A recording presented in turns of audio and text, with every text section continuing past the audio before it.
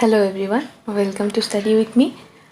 আমরা ফিজিক্যাল সায়েন্সের পরমাণুর চ্যাপ্টারটা করেছি, পরমাণুর গঠন চ্যাপ্টারটা। তো আজকে তার কিছু এমসিকিউ সলভ করে নেব। ওকে, তো শুরু করা যাক। দেখো, প্রথমেই কি আছে? প্রথমেই আছে যে পরমাণুর নামকরণ করেন কে? John Dalton, J J Thomson, Kanada আর স্যাডউইক। এদের মধ্যে পরমাণু নামকরণ কে করেন? পরমাণুর নামকরণ করেন কনাদ। নেক্সট, একটি নিউট্রনের ভর হলো, একটা নিউট্রনের ভর কত? অপশন না থাকলেও আমরা এটা বলে দিতে পারতাম যে একটা নিউট্রনের ভর হলো 1.6 × 10⁻⁻24 গ্রাম, তাই না? নেক্সট, এগুলো কিন্তু মনে রাখতে হবে যে নিউট্রন, ইলেকট্রনের আধান, ইলেকট্রনের ভর, নিউট্রনের ভর, আধান, প্রোটনের ভর, আধান। ওকে, ইলেকট্রনের আধান কত?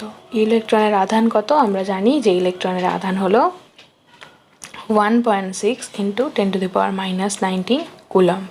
এগুলো খুব ইম্পর্ট্যান্ট এবং যে কোনো পরীক্ষায় আসে।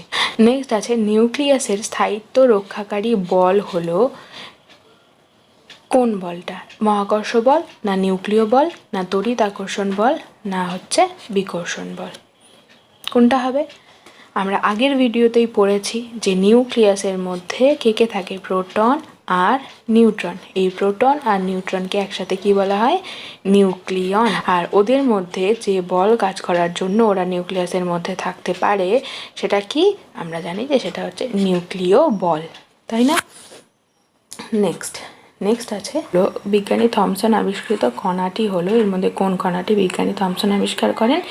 ইলেকট্রন, প্রোটন, নিউট্রন না মেসন? তাহলে আমরা জানি যে বিজ্ঞানী থমসন আবিষ্কার করেন ইলেকট্রন। হলো নেক্সট কোশ্চেন, বোরের পরমাণু মডেল অনুযায়ী স্থায়ী কক্ষপথের সংখ্যা কতগুলি? বোরের পরমাণু মডেল সম্পর্কে আমরা পড়েছি এবং আমরা এটাও জানি যে বোরের পরমাণু মডেল অনুযায়ী স্থায়ী কক্ষপথ কটি আছে? মোট 7টি, তাই না? কে, এল, এম, এন, ও, ও, পি আর কিউ, এই সাতটা কক্ষপথ সম্পর্কে আমরা পড়েছি, তাই তো? নেক্সট, আইসোটোপ বিহীন মৌলটি হলো, এদের মধ্যে কোনটি আইসোটোপ বিহীন? দেখো কি কি আছে অপশনে? ক্লোরিন, সোডিয়াম, অক্সিজেন আর কার্বন। ওকে, তাহলে আমরা কিন্তু জানি যে কার্বনের আইসোটোপ রয়েছে, তাই না? কার্বন 612, কার্বন 613, এইগুলো আছে কার্বনের আইসোটোপ, যেমন দুটার কথা বললাম। অক্সিজেনেরও আছে, অক্সিজেন যেমন 8 আছে, 16 আছে, 17 আছে, তাই তো? দুটাই বললাম। তারপর ক্লোরিনেরও আমরা জানি যে 1735 আছে, আর ক্লোরিন 1737ও আছে। তাহলে এইগুলো হচ্ছে দেখা যাচ্ছে যে অক্সিজেনেরও আইসোটোপ আছে, কার্বনেরও আছে, আবার ক্লোরিনেরও আছে, কিন্তু সোডিয়ামের কিন্তু কোনো আইসোটোপ নেই, তাই তো? তাহলে এখানে আইসোটোপ বিহীন মৌলটি কোনটা? সেটা হচ্ছে সোডিয়াম। হলো অক্সিজেনের নিউট্রন সংখ্যা, এখানে দেওয়া আছে একটা মৌল, অক্সিজেন, এর নিউট্রন সংখ্যা বের করতে বলেছে। দেখো, এরকম কিন্তু শর্ট কোশ্চেন আসতে পারে, আগেও আমরা দেখেছি তো, এবং এগুলোকে আমরা সলভও করেছি এরকম, তাই না? আমরা জানি যে এই নিচে যেটা দেওয়া আছে সেটা কি? সেটা হচ্ছে পারমাণবিক ক্রমাঙ্ক, মানে প্রোটন সংখ্যা। আর ওপরে যেটা দেওয়া আছে সেই নাম্বারটা কি? সেটা হচ্ছে ভর সংখ্যা, মানে প্রোটন প্লাস নিউট্রন। তাহলে আমরা জানি যে এটার থেকে প্রোটনটা বাদ দিলেই আমরা নিউট্রন সংখ্যা পেয়ে যাব, আমরা এরকম করেওছি আগে। তাহলে আমরা 18 - 8 করলেই নিউট্রন সংখ্যা পেয়ে যাব। 18 - 8 = 10। তাহলে এখানে নিউট্রন সংখ্যা কত হবে? এখানে নিউট্রন সংখ্যা হবে 10। হয়ে গেল। আচ্ছা দেখো, এফ পরমাণুর ইলেকট্রন বিন্যাস হলো, এফ মানে ফ্লোরিন পরমাণুর ইলেকট্রন বিন্যাসটা কি? সেটা এখানে দেওয়া আছে। দেখো অপশনগুলো আছে 285, 27, 281 আর 284। আচ্ছা, এক্ষেত্রে দেখো ফ্লোরিনের কথা বলা হয়েছে, কিন্তু ফ্লোরিনের পারমাণবিক ক্রমাঙ্ক কিন্তু এখানে দেওয়া নেই। তাহলে তোমাকে জানতে হবে পারমাণবিক ক্রমাঙ্কটা কত, তবেই তুমি ইলেকট্রন বিন্যাস কি সেটা জানতে পারবে, বের করতে পারবে। সেই জন্যই আগের দিন বলেছিলাম যে যদি 1 থেকে 20 পর্যন্ত পারমাণবিক ক্রমাঙ্কটা অ্যাটলিস্ট দেখে রাখতে পারো তাহলে সুবিধা হবে তোমাদের। পরীক্ষায় যদি এরকম দিয়ে দেয় তখন তাহলে করতে পারবে না, নয়তো জানা না থাকলে। তাহলে ফ্লুরিন আমরা জানি যে ফ্লুরিনের পারমাণবিক ক্রমাঙ্ক হচ্ছে 9। ওকে, ফ্লুরিনের পারমাণবিক ক্রমাঙ্ক হচ্ছে 9। তাহলে 9 যদি হয় তো অর্থাৎ কি, পারমাণবিক ক্রমাঙ্ক মানে প্রোটন সংখ্যা, আর প্রোটন সংখ্যা মানেই ইলেকট্রন সংখ্যা। তাহলে ওর নিউক্লিয়াসের বাইরে কক্ষপথে কটা ইলেকট্রন থাকবে? 9টা ইলেকট্রন থাকবে, তাই তো, 9টা ইলেকট্রন থাকবে। তো আমরা জানি প্রথম কক্ষপথে হাইয়েস্ট থাকতে পারে 2টা ইলেকট্রন, কে কক্ষপথে, তাই তো। আর এল কক্ষপথে কটা থাকতে পারে? এল কক্ষপথে 8টা থাকতে পারে, কিন্তু এখানে আর বাকি আছে 7টা। যেহেতু মোট 9টা, 2টা এখানে হয়ে গেল, তাহলে এখানে আর থাকবে 3, 4, 5, 6, 7টা, তাই না? তাহলে অ্যারেঞ্জমেন্টটা কেমন হবে? 2, 7, ফার্স্টের কক্ষে 2, তারপরের কক্ষে 7 হয়ে গেল। এভাবে করতে হবে। তাহলে আর এটা আমরা কিভাবে বের করেছিলাম? আমরা কোন সূত্র দিয়ে? 2n² সূত্র দিয়ে কিন্তু আমরা কোন কক্ষপথে কটা ইলেকট্রন থাকতে পারে সেটা কিন্তু আমরা বের করেছিলাম, তাই না? যারা ভিডিওটা দেখোনি, ডেসক্রিপটিভের ভিডিওটা, তারা প্লে লিস্টে গিয়ে দেখে নিও ভিডিওটা, তাহলে তোমাদের সুবিধা হবে। নেক্সট কোশ্চেন আছে যে একটা নিউট্রন একটা ইলেকট্রনের তুলনায় কত গুণ ভারী? আচ্ছা, এটার উত্তর হবে যে 1839। ওকে, এত গুণ ভারী হয় একটা নিউট্রন একটা ইলেকট্রনের থেকে। হলো। নেক্সট কোশ্চেন আছে যে নিচের যে জোড়টি সম ইলেকট্রনীয় সেটা হলো। আচ্ছা, সম ইলেকট্রনীয় মানে বুঝতে পারছো যে সম মানে সেম, সম ইলেকট্রনীয় মানে বুঝতে পারছো যে ইলেকট্রন নাম্বারটা সেম হবে। ওকে, সম মানে সেম ইলেকট্রন সংখ্যা হবে যাদের, তাদেরকে বলা হবে সম ইলেকট্রনীয়। এখন এক্ষেত্রে এটা ভালো করে দেখো, অপশনগুলো কি কি আছে দেখো। Cl মাইনাস আছে ওপর একটা, Cl মাইনাস, পটাশিয়াম প্লাস, এরকম আছে, আয়নসগুলো দেওয়া আছে, তাই না? তাহলে এক্ষেত্রে আয়নসগুলো কেন দেওয়া আছে দেখো। ক্লোরিন যে আছে, নর্মাল ক্লোরিন পরমাণুর ক্ষেত্রে আমরা জানি পারমাণবিক ক্রমাঙ্ক কত? 17। তো 17 মানে কি, এর মধ্যে প্রোটন আছে 17টা, তার মানে ইলেকট্রনও আছে 17।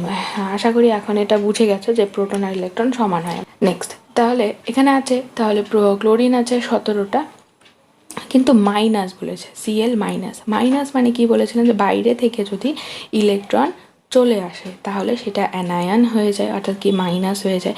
তাহলে 17টা ইলেকট্রন তো ছিল, প্লাস আরেকটা ইলেকট্রনও চলে আসছে, তাহলে ওর মধ্যে ইলেকট্রন কটা হলো এখন? 18টা ইলেকট্রন হলো, তাই তো? বুঝতে পারছো আমার কথাটা? আর পটাশিয়াম যে আছে দেখো, পটাশিয়ামের কী হয়? আমরা জানি যে পটাশিয়ামের হচ্ছে 19। ওকে, পটাশিয়ামের হচ্ছে 19 পারমাণবিক ক্রমাঙ্ক। তো পটাশিয়ামের ক্ষেত্রে দেখো বলেছে পটাশিয়াম প্লাস বলেছে, তার মানে এটা ক্যাটায়ন হয়ে গেছে। তার মানে কি হয়েছে? এর মধ্যে থেকে ইলেকট্রন চলে গেছে। আগে তো 19টা ইলেকট্রন ছিল, কিন্তু এখন একটা ইলেকট্রন চলে গেছে, তাহলে কত হলো ইলেকট্রন? ওরও 18 হয়ে গেল, তাই তো? ইলেকট্রন ফাইনালি গিয়ে ওর 18 হলো, মানে কে প্লাসের ইলেকট্রন হচ্ছে 18। শুধু কে এর ইলেকট্রন কিন্তু 19টা ছিল, কিন্তু যেহেতু কে প্লাস হয়ে গেছে তাই ইলেকট্রনটা হচ্ছে 18। তাহলে দেখতে পাচ্ছি যে Cl মাইনাসেরও হলো গিয়ে 18, যেহেতু Cl মাইনাস হয়েছে তাহলে এরও ইলেকট্রন সংখ্যা 18 হলো, আর এরও ইলেকট্রন সংখ্যা 18 হলো। তাহলে প্রথমে অপশনেই আমরা পেয়ে গেলাম যে ইলেকট্রন জোড় যাতে সম ইলেকট্রনীয় যেটা, সেটা হচ্ছে অপশন নাম্বার এ। এইভাবে এগুলোও করা যাবে, যেমন এটা করে দেখি তাহলে তোমাদের বুঝতে আরেকটা হেল্প হবে। দেখো সোডিয়াম, ওকে, সোডিয়ামের পারমাণবিক ক্রমাঙ্ক হচ্ছে 11। হ্যাঁ, সোডিয়ামের পারমাণবিক ক্রমাঙ্ক 11। তাহলে সোডিয়াম যদি 11 হয় তার মানে ওর মধ্যে 11টা ইলেকট্রন আছে। এখন প্লাস বলেছে, প্লাস তার মানে কি হয়েছে? ইলেকট্রন একটা ওর মধ্যে চলে গেছে ওর থেকে, তাহলে প্লাস ওই ইলেকট্রন চলে গেলে একটা থাকবে হচ্ছে 10টা ইলেকট্রন হলো, 10টা ইলেকট্রন। আর ও বলেছে মাইনাস, তার মানে অক্সিজেনের ইলেকট্রন সংখ্যা নর্মালি কি থাকে? 8টা, নিস্তরিত অবস্থায় 8টা থাকে, ওর পারমাণবিক ক্রমাঙ্ক যেহেতু 8, তাহলে 8টা ইলেকট্রন। তো মাইনাস হয়েছে, তার মানে আরও একটা ইলেকট্রন চলে আসছে, প্লাস একটা ইলেকট্রন, তার মানে ওর মোট ইলেকট্রন হয়েছে এখন 9টা। কিন্তু সেম হলো না, একটার ক্ষেত্রে 10, একটার ক্ষেত্রে 9। এদেরকে সম ইলেকট্রনীয় কিন্তু বলা যাবে না, কিন্তু প্রথমেই আমরা বের করে ফেলেছিলাম যে এরা হচ্ছে সম ইলেকট্রনীয়, ক্লোরিন মাইনাস আর হচ্ছে পটাশিয়াম প্লাস, এই আয়ন দুটা সম ইলেকট্রনীয়। আশা করি সবাই বুঝতে পারলে যে কীভাবে বের করতে হয় যে সম ইলেকট্রনীয় কিনা।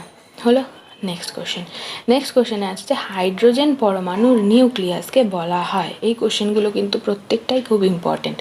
দেখো হাইড্রোজেন পরমাণুর নিউক্লিয়াস, হ্যাঁ, তা হাইড্রোজেন পরমাণুর আমরা জানি যে পারমাণবিক ক্রমাঙ্ক কত, ওর 1, আর ওর ভর সংখ্যাও 1, নর্মাল হাইড্রোজেন যেটা সাধারণ হাইড্রোজেন সেটার, কারণ হাইড্রোজেনের আরও দুটো আইসোটোপ দেখা যায়।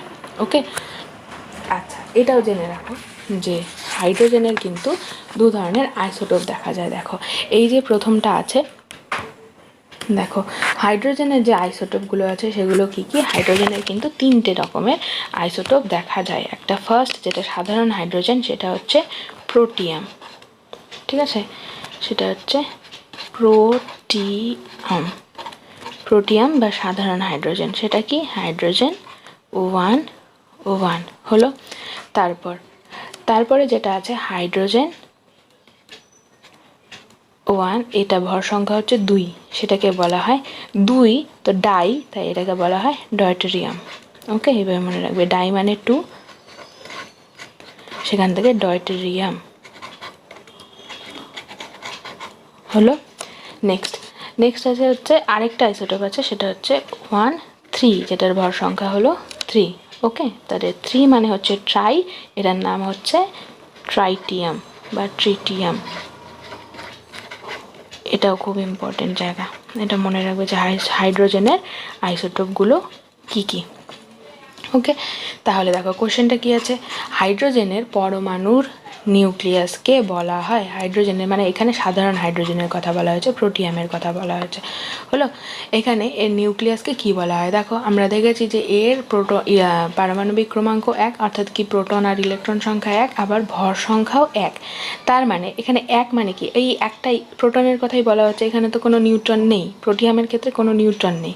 ভর সংখ্যা 1 মানে এখানে প্রোটনটাই, একটা প্রোটন যে আছে সেটাই ভর সংখ্যা, সেটাই আছে নিউক্লিয়াসে। তাহলে এর পরমাণুর নিউক্লিয়াসকে কি বলা হবে, প্রোটন বলা হবে, কারণ ওর মধ্যে তো নিউট্রন নেই। কথাটা কি বুঝতে পারলে, যে একটাই প্রোটন আছে আর ভর সংখ্যা 1, আমরা জানি যে ভর সংখ্যা মানে কি প্রোটন প্লাস নিউট্রন, এটা দেওয়া আছে 1, আবার এই প্রোটনও দেওয়া আছে 1, তার মানে কি 1 + 0 হলেই তো 1 হবে, তাই না, তার মানে তো নিউট্রন নেই এখানে। তাহলে সাধারণ হাইড্রোজেনের যদি নিউক্লিয়াসকে বলতে হয় তাহলে সেটা হচ্ছে নিউক্লিয়াস মানে হচ্ছে প্রোটন। বুঝতে পারলে কথাটা।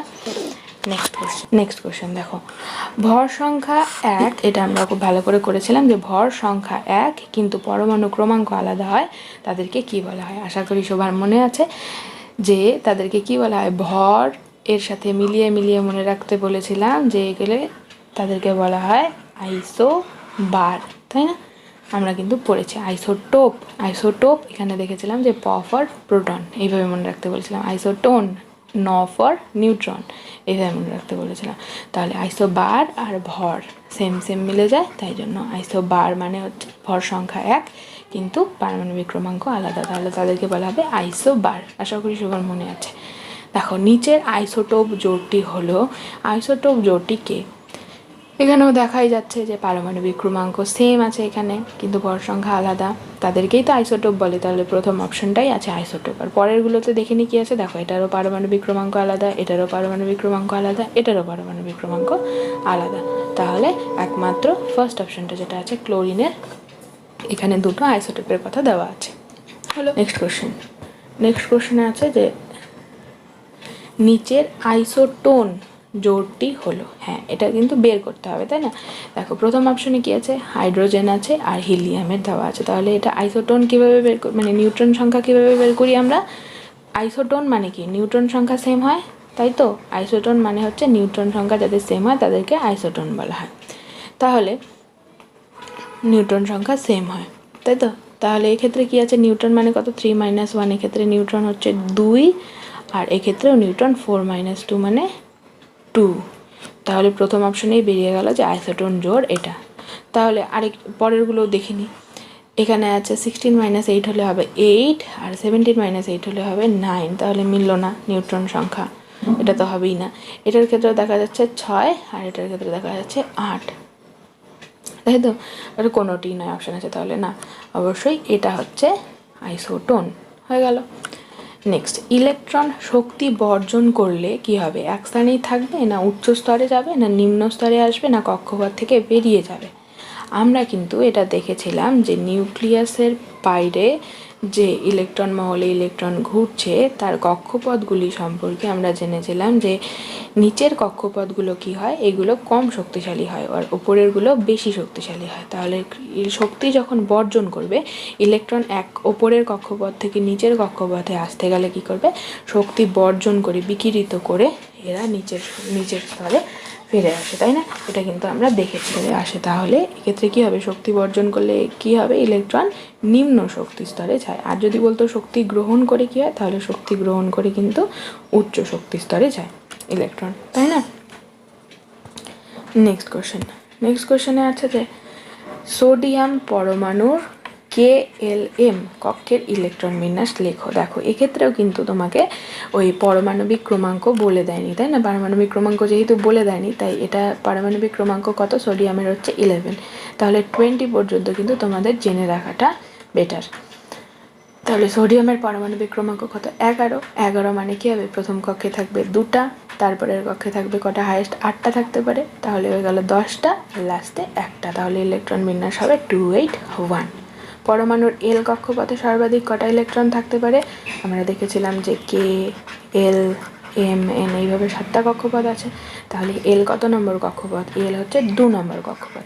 আর আমরা এটা 2n² সূত্র দিয়ে বের করেছিলাম যে 2 × n মানে এখানে 2 নম্বর, তাহলে 2² 2 × তাহলে 4, তার মানে টোটাল 8টা ইলেকট্রন থাকতে পারে এল কক্ষপথে।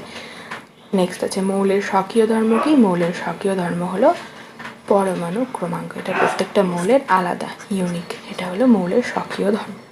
তাহলে আমরা পরমাণুর গঠনের MCQগুলো সলভ করে নিলাম। যদি ভিডিওটা ভালো লাগে অবশ্যই একটা লাইক করে দিও, আর যারা এখনও সাবস্ক্রাইব করোনি তারা সাবস্ক্রাইব করে নিও।